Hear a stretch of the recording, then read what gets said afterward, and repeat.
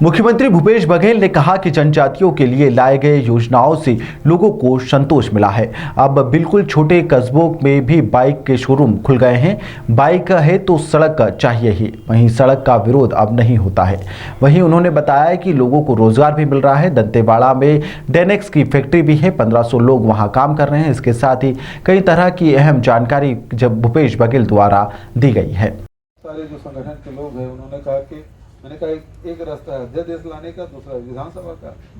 उन्होंने कहा अध्यादेश मतलब विशेष सत्र बुलाए। विशेष सत्र की तैयारी हम लोगों ने किया। अब वो सत्र बुलाने के पहले हम लोगों को कैबिनेट में अप्रूवल लेना है। कैबिनेट के पहले हमको टीएसी ट्राइबल एडवाइजरी कमेटी की भी मीटिंग करना है।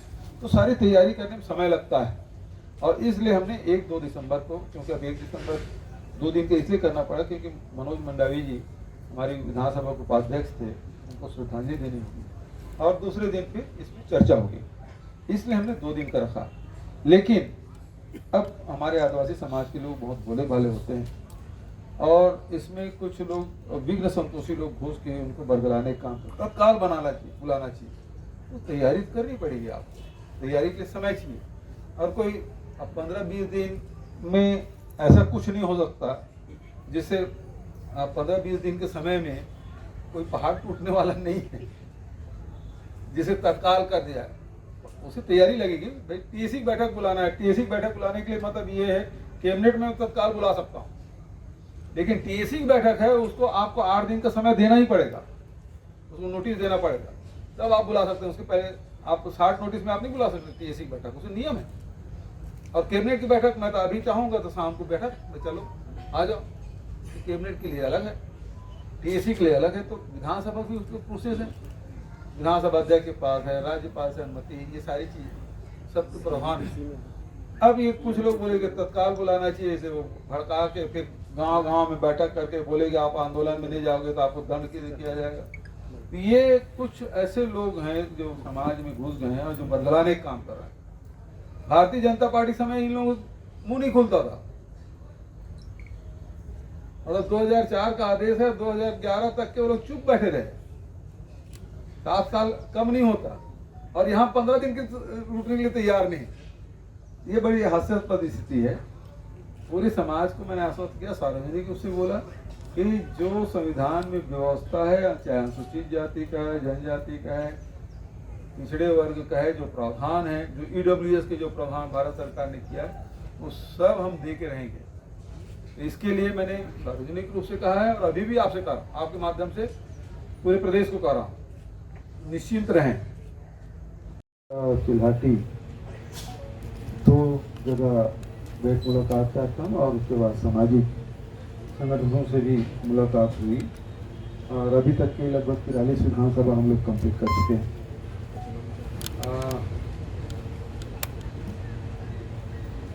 पहले ही भेंट मुलाकात कार्यक्रम में हमने अधिकारियों को सचेत किया था कि ये जितने भी हमारी योजनाएं हैं उससे हितग्राहियों को उसका बराबर लाभ मिले और नहीं यदि किसी प्रकार से कोताही बरती जाए तो उसके खिलाफ सख्त कार्रवाई की जाए। कल भेंट मुलाकात कार्यक्रम के दौरान तेंदूपत्ता संग्राहकों के द्वारा शिकायतें की गई। एक महिला ने शिकायत की कि मैंने कई और लोगों से भी पूछा, तो जानकारी मिली कि उसे किस प्रकार से उसके खाते में पैसे नहीं आए हैं।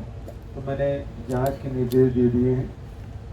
8 दिन के भीतर में सभी जितने भी तेंदूपत्ता संग्राहक हैं उससे व्यक्तिगत रूप से पूछताछ करके उनके खाते में पैसा पहुंचा है नहीं पहुंचा है, एक-एक की रिपोर्ट लेने के लिए मैंने कहा है और यदि गलत पाया जाता है तो संबंधित व्यक्ति के खिलाफ कार्रवाई की। दूसरी एक शिकायत नगर पंचायत में पेयजल को लेकर है, तो उसके भी मैंने अधिकारी को भेजा था। आप लोग भी जाके देखें कि उस सही में, क्योंकि नगर पंचायत का मामला है, कोई भी पत्रकार जाके देख सकता है पानी उपलब्ध है नहीं है क्या है उसकी जानकारी, और यदि है तो उसे सुधार दिया जाएगा। हमारी सरकार के जो प्रमुख रूप से मुद्दे हैं वो ये है कि आम जनता के साथ न्याय हो और इस न्याय के तहत राजीव गांधी किसान न्याय योजना, गोधन न्याय योजना, भूमि श्रमिक न्याय योजना और उसके साथ साथ शिक्षा, स्वास्थ्य, रोजगार के लिए भी रूरल इंडस्ट्रियल पार्क, ये सारी चीज़ों का निर्माण किया जा रहा है जिससे लोगों के आय में वृद्धि हो, लोग समृद्ध हों और उनके जीवन स्तर में सुधार हो। ये हमारी कोशिश। 1 नवंबर से धान खरीदी हम लोग शुरू कर चुके हैं और अभी तक के 7-8 लाख मीट्रिक टन धान की खरीदी हो चुकी है। उठाव भी हो रहा है, भुगतान भी किया जा रहा है। बारदाना की कोई कमी इस साल बिल्कुल नहीं है। कोरोना काल के कारण से फैक्ट्रियाँ बंद होने से पिछले 2 साल बारदाने की शॉर्टेज रही है और इस तरह से बहुत लोगों को परेशानी हुई थी, लेकिन इस साल ऐसी कोई स्थिति दिखाई नहीं देती। ये भी कहना चाहूँगा कि जब से हमारी सरकार बनी है तब से धान खरीदी का रिकॉर्ड हर साल टूट रहा है। पहले 82-84 लाख हम लोगों ने खरीदा, उसके बाद 92 लाख, 98 लाख और अब ये 1 करोड़ से भी ऊपर जाएगा, जो अपने आप में रिकॉर्ड है। तो इस प्रकार से लगातार हमारी कोशिश है कि आम जनता को लाभ मिले। अभी तक के 42 लाख परिवारों को केवल 2500 करोड़ के बिजली बिल हाफ योजना का लाभ मिल चुका है। उसी प्रकार से राजीव गांधी किसान न्याय योजना के तहत जो खरीफ में दूसरी फसल लेते हैं या फिर वृक्षारोपण करते हैं तो उसे 10,000 रुपये तक की हम लोग आधार सहायता दे रहे हैं। और कोदो कुट की रागी का भी समर्थन मूल्य खरीदी और इस साल अरहर और उड़द और मूंग की भी इस साल समर्थन मूल्य खरीदी की जाएगी। पराली के बाद पैरा के बारे में कल भी मैंने आप सबसे चर्चा की। जो डूंगरगढ़ में जो पत्रकार साथी थे उनको जानकारी है। यहाँ के साथियों से भी मैं अपील करना चाहूँगा कि पैरा दान अवश्य कराएं और उसके लिए एक वातावरण आप सब बनाएं तो पर्यावरण के लिए भी बहुत अच्छा होगा, मानव जीवन के लिए भी अच्छा होगा और पशुधन के लिए भी, और धरती के लिए भी। खेत में जो आग लगाते हैं उससे बड़ा नुकसान होता है। तो इस प्रकार से हमारी कोशिश है कि पर्यावरण के साथ साथ लोगों के जीवन भी सुगम हो। कुछ घोषणाएं मैंने की तो सब आपको जानकारी हो गई, उसके बारे में रिपीट करने की जरूरत मैं नहीं समझता। सब मीडिया में आ चुका है, इलेक्ट्रॉनिक मीडिया में सभी आ चुका। आप लोगों की तरफ से कोई सवाल हो तो सादर आप सर।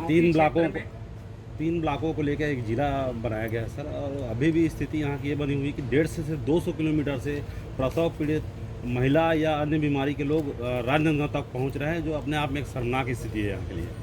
देखिए, जिला बने कुछ दिन हुआ है, अब धीरे धीरे सारी व्यवस्थाएं जिला स्तर पर की जाएगी, सारे कार्यालय खोले जाएंगे। तो क्योंकि जिला बना देने के बाद सारे कार्यालय, जिला शिक्षा अधिकारी, स्वास्थ्य के कार्यालय, हॉस्पिटल, उसके बाद खनिज, शिक्षा, जिला पंचायत, वो सब चीज़ एक एक करके बनते हैं तो थोड़ा समय लगता है।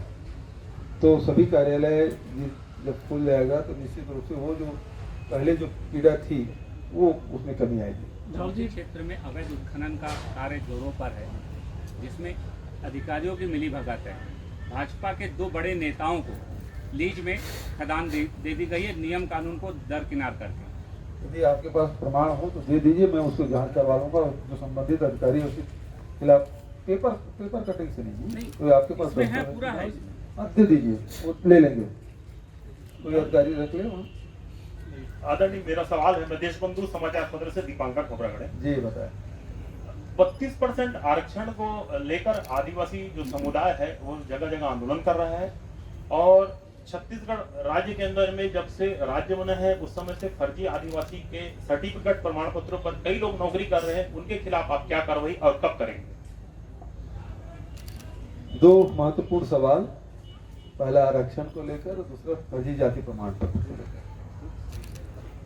दोनों अपने आप में महत्वपूर्ण है। यहाँ तक के आरक्षण के बाद है, 32% आरक्षण के बाद तो छत्तीसगढ़ बना उसके बाद से लागू हो जाना चाहिए। भारत सरकार 2004 या 5 में पत्र लिखा था और उसको दबा कर रखे थे रमन सिंह जी, और पूरा 8 साल दबा कर थे।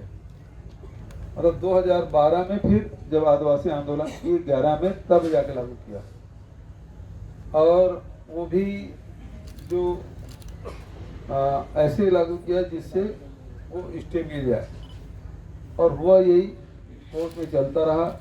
2012 के से लेके 2018 तक के उनकी सरकार रही, लेकिन एक भी एडिशनल डॉक्यूमेंट वो कोर्ट में जमा नहीं किए जिससे प्रमाणित कर सके कि उन्होंने जो कदम उठाया, राज्य सरकार ने कदम उठाया, वो सही है। और इसी बिना पे वो जो निर्णय था रमन सरकार का, उसको कोर्ट ने खारिज कर दिया।